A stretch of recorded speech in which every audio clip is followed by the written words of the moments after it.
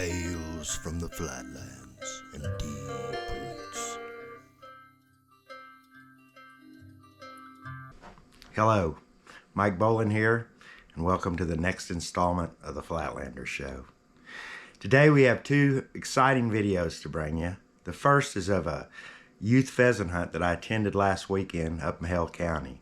It's a really exciting day. It was put on by the Texas Parks and Wildlife, and it was sponsored by Guaranteed Hydro Mulch out of Rome, Texas, and the Browning Seed Company out of Plainview, Texas. And these folks got together and they put on these hunts for 13 young hunters. And these young hunters got to spend a day out in the field chasing pheasants. I have some really exciting footage to show you. I took a lot of footage that day. In fact, I took so much footage, I came to the conclusion that I was going to break it up into two segments. The piece we'll watch today is of the kids shooting clay pigeons, working with the wardens, learning something about gun safety, about hunter safety, just coming together as a group and figuring out how this hunt was going to go off. Because it was an exciting hunt. And we hunted pen-raised birds because it's not hunting season, pheasant hunting season, now in Hale County. So we did this with pen-raised birds. These birds were supplied by a Guaranteed Hydro Mulch, and we had Tim Neal out there, the vice president. He purchased 60 birds for this hunt. And we show that segment of we had volunteers. They were high school students who came out. They run with these wardens. They go on these drive-alongs, and they love to come out and set up these hunts for people. And they actually place the birds out in the field. We'll show you how that's done, and we'll show everything pre-hunt before the hunt. And it's about 15 or 20 minutes of good footage. We get to see a lot of the kids doing a lot of cool stuff, and we get to see these wardens out there working with these kids. And I think that was one of the most special things of the whole day, was watching these wardens come together and help these young kids become the future of hunting. Because if you're a hunter, we have to have kids coming up and learning how and enjoying the great outdoors. And following this clip, we're going to have a clip of me down in the silver shop. I know I said when I started this podcast that this wasn't going to be a how-to video of how to be a silversmith. If you want to learn to be a silversmith, give me a call and I'll give you some lessons. But no, I'm going to show you this coin bracelet I make. It's one of my most popular items. I sell them for around 600 bucks. And we're going to feature it in a giveaway to our subscribers. And on the first day of summer, we're going to give this bracelet away to whichever subscriber we randomly draw that left a comment with us, because we really want your comments, because we want to mold this show according to what our audience wants to see, because there's a lot of interesting things out here on the high plains and we don't know about them all. So any comments we could get would be a great help. So anything you can leave us, we'd really appreciate. Now I'm back to the hunt for a second. The first segment I'm going to show today, it's of Tim Neal and his dog Gibbs. Gibbs he was real popular. So people were calling him Hollywood. This dog actually has his own pair of sunglasses, and he's a black Labrador Retriever, and he is trained. I've never seen a dog trained any better than this one. In fact, we have some footage of him retrieving some dummies, and then we have some footage of Tim calling him out on a bird that one of the kids shot and wounded, and it was way out in the field about a quarter mile away, and with a whistle and pointing, Tim was able to put this dog on the bird, and the dog made a successful retrieve on a bird we never would have found. So we're really thankful to that. And we also want to give a shout out to John Browning, the president of Browning Seed, because we're hunting on his land, and he had some people come out, and we hunted in a grass field, and they cut the grass right so it would hold the birds good, but these young hunters could get on these birds and see what was going on. There are a lot of moving parts to this hunt. But anyway, let's get started with this interview with Tim. I hope you enjoy it. Sitting with Tim and Gibbs. Gibbs is, there's Gibbs. He wears those glasses to protect his eyes. They hunt these playa lakes around here. And I'll let you explain, Tim, how this works, how hunting these pen-raised birds, how it works, and your part in it. First of all, how did you get involved in it? I started coming up here and hunting with the Brownings about 30 years ago. Yeah. I'm in the grass business and started buying grass seed from them, and got to build nice relationships. So they invited me to come up here and hunt wild pheasants back then a lot.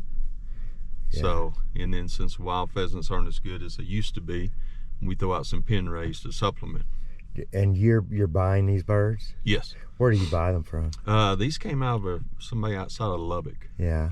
Is Tally Kennels still around here? Were you ever familiar with Tally Kennels? I don't know. They had a kennel in up around Tulia for a long time, raised dogs, trained dogs, and birds. So you bought for this hunt today, you said you bought 60. What what exactly did you buy? 60 roosters? All roosters? No, there's hens and roosters. Hens and roosters. Do you ever buy any other birds, chuckers, bob whites, anything like that? Just mainly pheasants. Just mainly pheasant. And this deal we're doing today with these kids, how did you get involved with that? Just through talking with the game warden, Hollis, up here. Yeah. And getting to know him real well, and he was telling me he did was doing a youth hunt to get kids involved, because we need those for our future if we're going to keep this up. And I said, oh, that'd be really neat. That'd be neat to help out with. And have they told you how many kids we're going to have out today? Last I heard 12. 12. Do we have any girls or all boys? Don't know. It'll be interesting. It should be a lot of fun. Hey, how are you? Mike Bowlin. Hollis Gregory. Nice to meet you, Hollis, Mike. how you doing? Hey, what's up? What do you know? Should he take his chain off his pickup? Not out here. So let me get y'all's thought on this. This is what I was gonna do. With the size, I've got 60 birds. They're in 5 crates of 12. I was gonna kick them loose the first 3 rows this way, and just. Well, I would do a few, because you don't know if they're gonna get up and Well, we cruise. We dizzy them pretty good. You what? We dizzy them pretty good. Okay, you. Yeah, we dizzy. Okay. Yeah, we got a bunch of ride-alongs that. Okay. All right. Come for that. Well, can you tell me your name? Quinn? Quinn? Yes, sir. And your name? Daddy. What? Daddy. Danny. Yes, sir. Quinn and Danny. Thank you. Next up. Thank you very much. What? Cooper. Cooper. This is Cooper. This is the photographer, Mike. Nice to meet you. Nice to meet you. Your name? Flint. Flint. Yes, sir. Thank you. What? Quentin. Quentin. Thanks, sir. Green. Green? Green. R-E-E-N. Green. Sir. All right, cool. Thank you.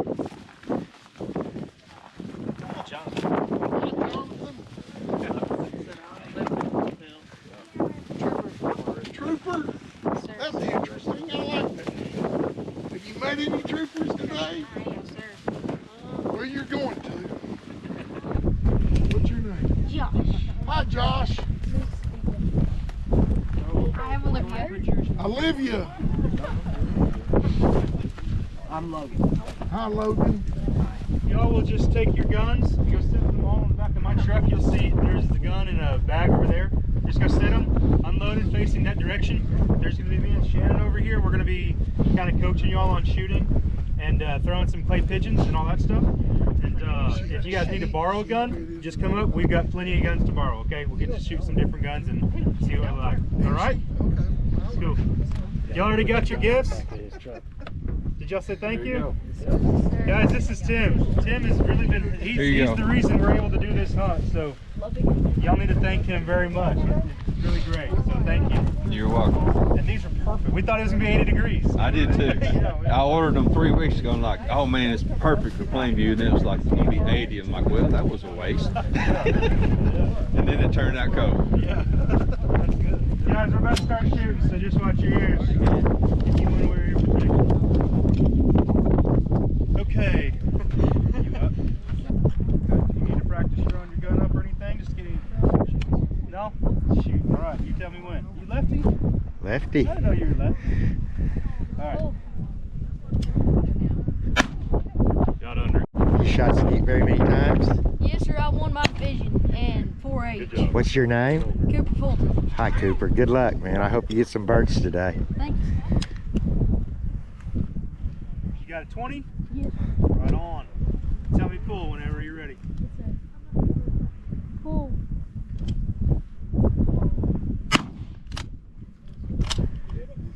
What's your name, son? Green. Green. You been shooting long? Yes, sir. Okay, cool.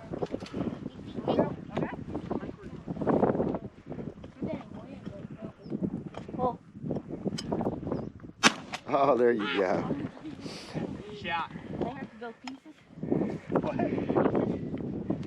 Well, If you want to. If you want to. Pull. Go ahead and put it right on it because it's an extended choke. Oh, good shot. Kind of like that. Another thing is y'all.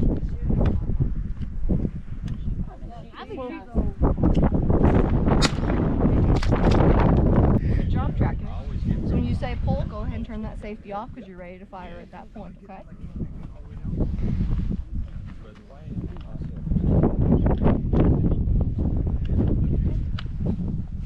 If you don't pull the trigger, you don't pull it. It's not a big deal. Pull.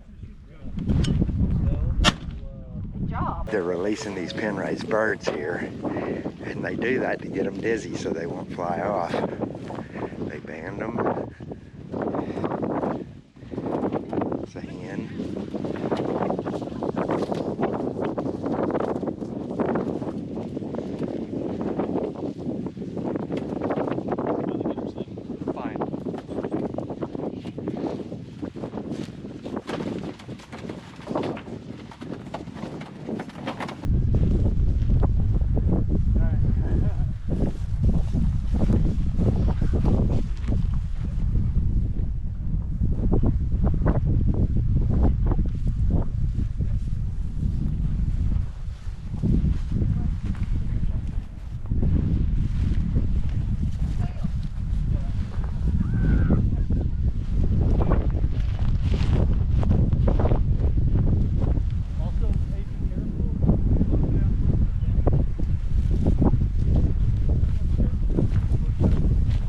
Hey, Trent.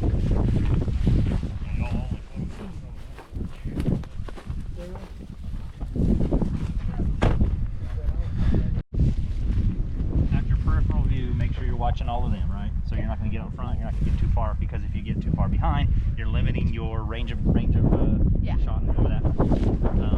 Okay, so 45 degree, and obviously, if you think about it, the further the bird flies away, the longer that distance is actually going to be, to where your concern is them, not necessarily out there, right? But if a bird flies that way, I can get it. Absolutely. All right. Now, the birds that have already flushed are going this way, and then tendency to run to the next one, so you have some probably good action over here. Okay, and if it's on the ground, I can shoot it. Yeah, absolutely. Up to you. Okay. You never know when it'll bump up. So if I'm gonna hunt this, I'm gonna be walking like this. Because I want to be quick with the target, right? I mean, even if you want to walk like this, now that your left arm's probably gonna be tired. Well, your right arm, right? You're gonna shoot like this. Yeah.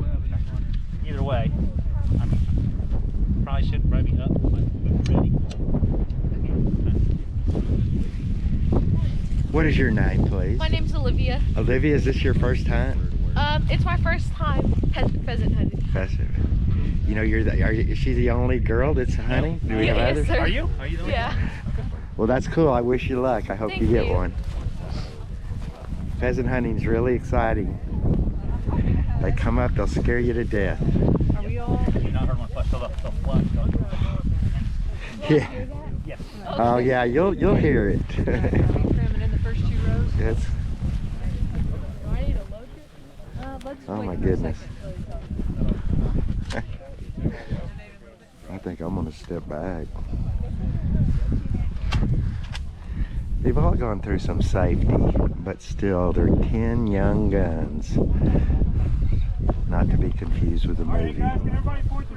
Wow, what a fun morning it was. It was really nice to see those young hunters working with those game wardens. And a special thanks goes out to the game wardens. As you can see from that last clip, they were going above and beyond to show these young hunters something about safety and also the correct way to conduct themselves when they're out in the field.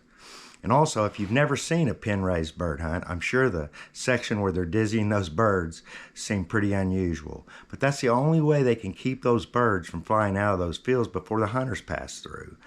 And I'd like you to consider this. If you release birds in the wild, pen-raised birds, only 5% will survive the winter. So their mortality is very high, regardless of whether you're hunting them or releasing them. And I can assure you during this first segment, none of those birds were killed or injured. We saved all that for the second segment. Now let's head on down to the silver shop and see if we can make a coin bracelet. Okay, I'm down here in the silver shop, and we're going to start. I'm going to take you on a little tour of it. I really haven't shown you the shop yet. We're real proud of it. We've been out here building silver out here in Lubbock now for about 5 years. And I also want to show you our studio. I'll show you that. It's still just beginning, but we're slowly but surely, we're making progress on it. And then we'll come back to the bench, and I'll put the camera on a tripod, and I'll show you the components of the ring that I'm building, how I'm building it, the progress I've made so far, and what y'all can expect in the future. So let's get started. Okay, here's the bench. I do probably spend 75% of my time here hand building. These are a few of the things I've got going on. I'm going to come in with the tripod so we can see a little bit better on what I'm actually working on, but I have several projects down there. You can see this right here is the coin bracelet, but I'm going to show you a better shot of that. So yeah, this is where I hand build. Moving over here, this is where I do my lost wax casting. And we can cast up in one cast. We can get up to about 175 pieces. So that's pretty neat. There's my television too. It's because I stay comfortable out here. I spend a lot of time out here. And what would I be playing out here at the Flatlanders? Lonesome Dove. I watched that one quite a few times during my life. Anyway, coming back over here, this is our wax station where we make wax carvings that we turn into pieces of silver through the lost wax casting process. Cleaning station, and this comes over, and this is the actual studio that we're building. It's still in its infancy, but we're slowly making progress. And Lee Browning, the producer, he donated this longhorn skull, which I think is appropriate for a show. We're going to hang it up over there with some other nostalgic pieces that I've come across during my lifetime. Over here, this is our rock station. This is where we form and shape and polish rocks. This is a cutting station. Y'all have seen all this when we cut that rock during our pilot episode. And this is our rolling mill where we flatten out ingots of silver into sheet. And so basically that's pretty much it. But yeah, these are the ingots that I actually make. Lee will find silver, pieces of jewelry, old .925 jewelry, and we'll melt it. We'll make it into that, and then eventually this is what we end up with. Okay, I'll go to the tripod now so I can show you more about this. Okay, here we are. Have it on the tripod now. And I can show you a little bit more about what we're doing. As I was saying before, this is plate, and what we do with this plate is it's what we start with. And I'll start on this one with let's say I start with this nickel. I run this called gallery wire. I run it around there. I make it into a circle. When I get it into a circle and everything right, I clip it, I weld it. I put it down on a piece of plate when it's round like that. I end up with this. It's called a bezel cup.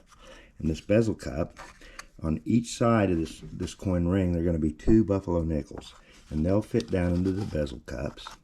There's one that has the Indian head outside of it, but they're both going to be the 2 buffalo nickels. What's going to fit inside of it? Then I'll put it on this band because when you're building these things, I build them out of this. It's called double half round. And what I do is I drill a hole in it. I separate them out of a piece of this. This is built from this. And I create, when I bend them, sometimes I can be real dramatic. This is a piece right here that there we go. My monitor stream keeps kicking off. That's one I made with rocks that I found and formed in the whole 9 yards. And that's made by this process. Now, on this particular ring, it's going to be a coin ring. Now, we're going to have this is a replica of a buffalo nickel. I have the Indian side up on it. And so it's going to be like a little, first though, I'll put this as a piece of twist, and it's decorative and it also adds integrity. I'll weld this across, and once it's welded into place, I'll put this on top and these on top in a bezel cup, and I'll trim those down to where they're neat, and these will sit on both sides of it, and then I'll bend it. I'll just take it and bend it like this on a mandrel, which I'll show you on another episode when I bend it, and it'll bend into this shape. And then when I finish, I put decorative things on the end of it. Here's some caps that I put on it, and that's basically the process. And when I'm finished, as you can tell, it's going to be really nice. And all of this, the centerpiece is a piece that's 99% silver. Now everything else is sterling, and that's what silversmiths work in, is sterling, and they don't work in pure because it's too malleable, and so it'll bend too easy. So we put a little copper in it to make it more rigid, and it's called sterling after that. So this will be a piece of sterling, and everything on it will be 0.925 or better, except the buffalo nickels, which is interesting. When these were made, a lot of coins back in the day had silver content. Some of them had quite a bit of silver, but the buffalo nickels, even though they're old coins, this one in particular, let's see the age of this one. That's a 1937. Let's see, I don't know what this one is. It's a 1936. They have absolutely no silver in them at all, which is sort of strange when you think about it. When you think of the plight of the Native American, and the coin we did in honor of them actually has no silver value in it whatsoever. But anyway, we put them in there because they're still beautiful coins, and I think they're very significant as well. And as you can tell, one thing sort of that I'm a real symmetrical guy. I like to have everything centered when I'm silversmithing. I see something like that, I'm like, well, we've got two buffaloes. They're both looking the same way, but it's still, they still look very striking. And they come out on the corners, so that effect you don't see. So, and most people, there are a lot of people say, well, you know, little flaws or differences in pieces are what make them true art. But anyway, this is where we're at with it right now. And the next episode, I'll have all of this welded in place, and we'll be ready to put it on the mandrel and bend it. So there you go. And that's going to do it for this edition of the Flatlanders Show. We're glad you all tuned in, and we hope to see you on the next episode when we watch the second half of the youth pheasant hunt we did up in Hale County. Until that time, we hope you all have a great week, and don't forget to hit that like and subscribe button. We'll see you on the next episode.